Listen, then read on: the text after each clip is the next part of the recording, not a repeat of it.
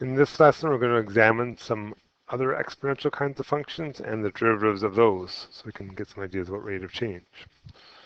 Okay, so our basic idea is any exponential function that is not an e, okay, so some base, for example, y equals 2 to the x, okay, our derivative is always the original function times the ln of the base.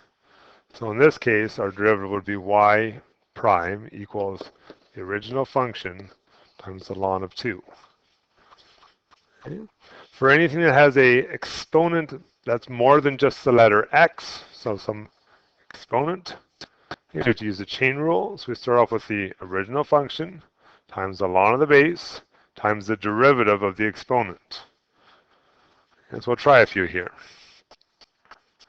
So my function is a basic exponential function. My derivative will be the original times the ln of the base. That's it, that's all. Nothing extra in that one. If we try the second one, my derivative will be the original function, and this one's a messy one, times the ln of the base times the derivative of the exponent. Now, the derivative of the exponent is 8x squared. That's the important part, because that's 16x. Now, we often write these ones as 16x times the ln piece second times the original piece last. But I'm not really too picky if you leave yours in a different order, okay? Just, that's the standard way you'll see things in your book. If we try the last one, we notice, oh, we got the letter E in there. It's a trick question, one from yesterday. So in the original piece times the derivative of the exponent, which in this case is 14x. As we said yesterday, 14x e 7x squared plus 3. Okay, as we come across e, remember it's not quite the same thing. It's the it's just you don't have the ln piece. And the reason you don't have the ln piece is if you have an equation y equals e to the x, and you try the ln piece, you end up with that. We know ln e is just 1, so we don't show it.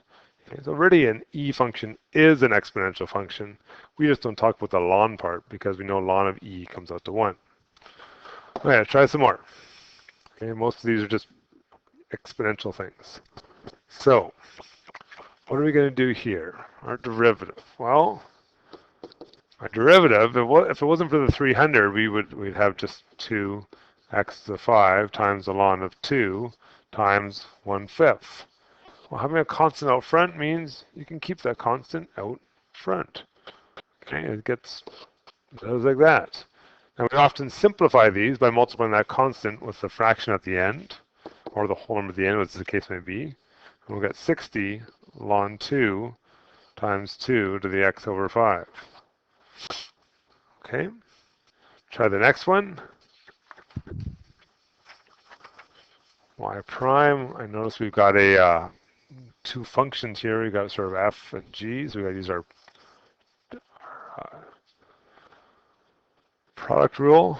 So derivative of the first piece is 2x times the entire second piece plus derivative of the second piece, exponential function, times the ln of the base times the derivative of the top piece times the original piece. Now it's hard to fit that one in there, sorry. Okay, with that one we're going to simplify for sure.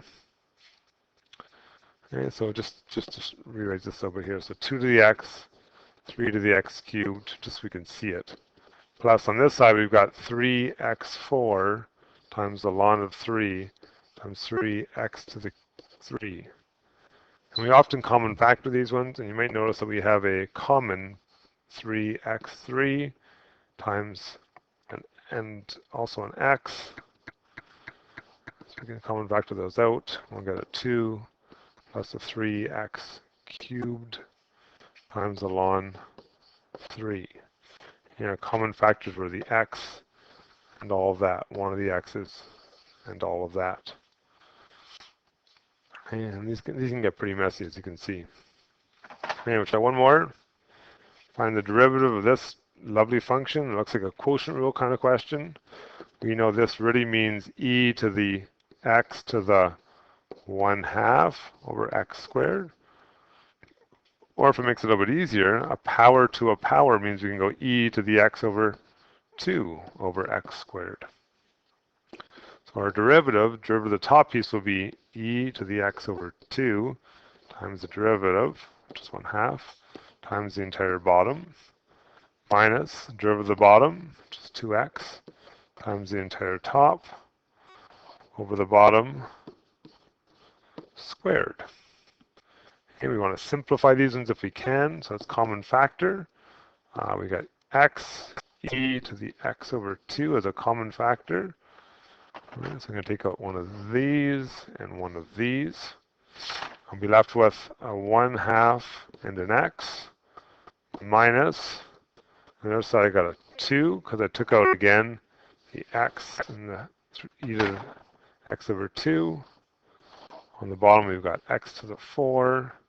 And we know if we've got things that show up on the bottom and things that show up on the top and they're the same, we can simplify them. So we can say e to the x over 2 times 1/2 x minus 2 all over x cubed. Okay, and there's our common factoring done. Now, as I said, those get messy. Not much you can really do about the more parts and pieces you have, the messier your derivative gets. Just don't forget to include the ln parts. Okay, tangents. We talked about these yesterday when we did e's. We should be able to do them with other exponential functions also. So we want to find the equation of tangent at 1. What do we need? We need an equation. We need a slope and a point. If I want to find a point, I can use my original equation at 1. So we get 2 to the 1 times 1 squared. Well, that just makes 2 times 1, which is 2. There's a point. I also need myself a derivative. So a derivative of this function would be 2 to the x times the ln of 2. Remember, this is a, oops, sorry, I put the g in the wrong spot there. This is a product rule question, so we got f and g. So times x squared plus, second part is 2x times 2 to the x. If you simplify that a little bit, maybe make it a little bit easier to work with. I notice they both have an x in them, and they both have a 2 to the x in them. So we're left with a ln 2, and actually I'm just going to change the order of this, okay? I'll put the x first, ln 2. Okay, so we common factored out all of this, and, oh no, sorry, not all of that. We common factored out all of this and one of these, so we're left with that. If we common factor out the same thing from the second half, we're left with just the number 2. Okay, why were we doing that? Because we want to know the slope at 1. Let's figure it out. So we'll get 1 times 2 to the 1 times 1 times ln 2 plus 2. What's that give us? It gives us 2, and in brackets, ln 2 plus 2. Or, because this is a big messy decimal thing, 2 ln 2 plus 4. There's our slope. Not a very nice slope, but it's a slope nonetheless. So what do we want to do? We want to make an equation. Y equals m. This is our m, right? This is our slope right here at point 1. So 2 ln 2 plus 4 x plus b. In order to get b, we need to know an x and a y. Here's our point, 1, 2.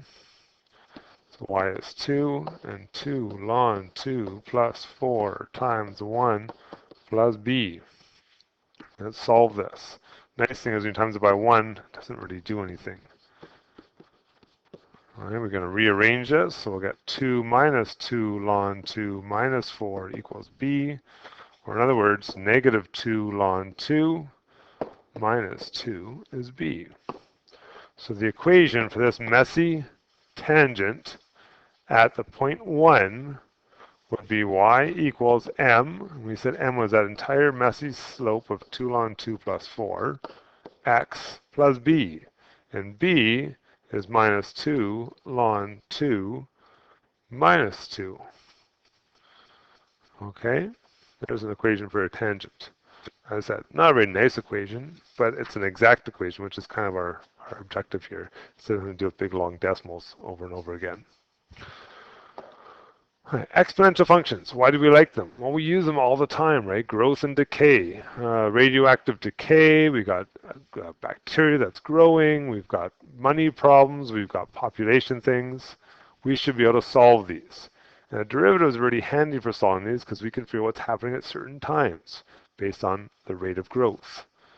If we want to solve for an unknown exponent, we're going to have to be able to use logs, kind of like we used lns yesterday, but we're having bases that are numbers instead of e's, so we're back to using logs. So let's go with a basic question. We got a radioactive material decaying exponentially. Percent left over is given by this equation. Figure out the half-life. A reminder for a half-life means how long until half is left. That's the idea of a half-life. So for part A, I want to know how long does it take to get down to 50.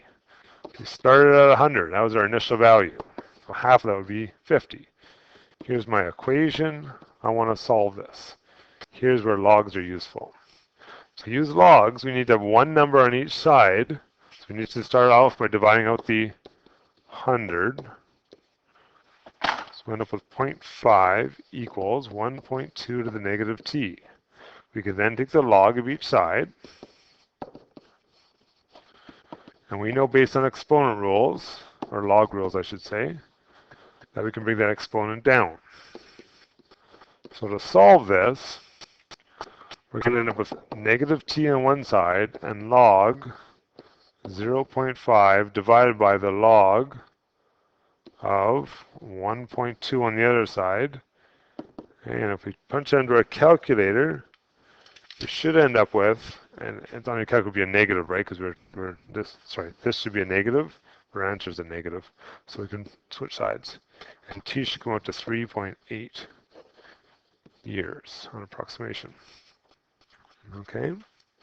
For part B, how fast is this substance decaying? So at what rate is it going at this point? So there's our derivatives handy, right? I want to know what is my derivative of that substance at that time. So to take a derivative, it's an exponential function. Our constant stays out front. Our entire function stays the same. We need the ln of our base and the derivative of our exponent, which case is just negative 1. I'm just going to rewrite this, make it a little bit easier to look at. So I've got negative 100 times 1.2 to the negative t times the ln of 1.2. And I want to know what's happening at the point where I'm at a half-life. In other words, what's happening at 3.8. So let's put that in. And use your exponent button, use your ln button. If you do it right, I ended up with negative 9.12. And what does that represent? That's our rate. All right, so it's going down, or it's decaying. Maybe there's a better word, decaying. I'm saying it's decaying because it's going down, right? At a rate of, and it's in percent here, 9.12% per year at that point. Because initially our units were t years and p percent. Okay, yeah, there's a good use of logarithms. Oh, sorry, derivatives. Okay, let's try one more. It's the last question. Here we got an investor, and they're putting $1,000 into a bank account and want their money to grow. It grows according to this equation here, the investment's value after t years.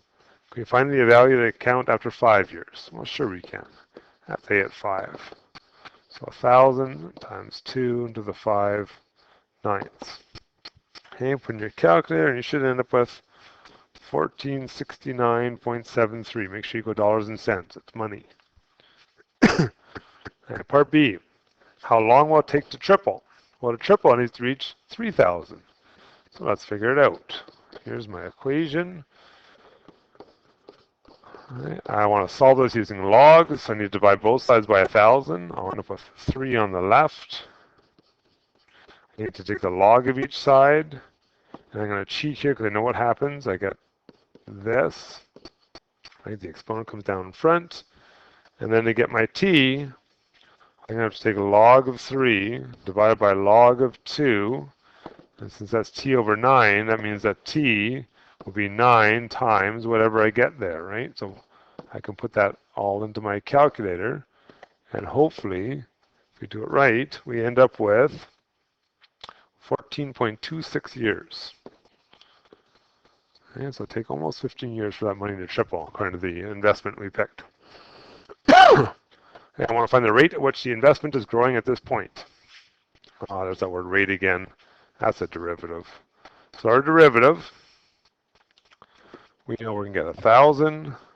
Our function stays the same, times the ln of the base, times the exponent, which is 1/9. And we can simplify it, and sort of, I guess. We have 1,000 over 9 times 2 to the t over 9 times the ln of 2. We were asked for the rate at that point where we tripled, so we need to figure out the rate at 14.26. So it's 1,000 over 9 times t to the 14.26 over 9 times the ln of 2. And punch it all in our calculator, lots of parts and pieces there, and we get 230.97. What does that mean? That means our investment is growing. Investment is growing at a rate of, this is dollars and cents, 230.97 per year at that point, at the point where we tripled. Not always growing at that rate, just at that single point in time. Okay, that's the end of that lesson. Just some basic derivatives, exponential functions, no applications of them, how we can use them to figure out rates of change. Give it a try, please.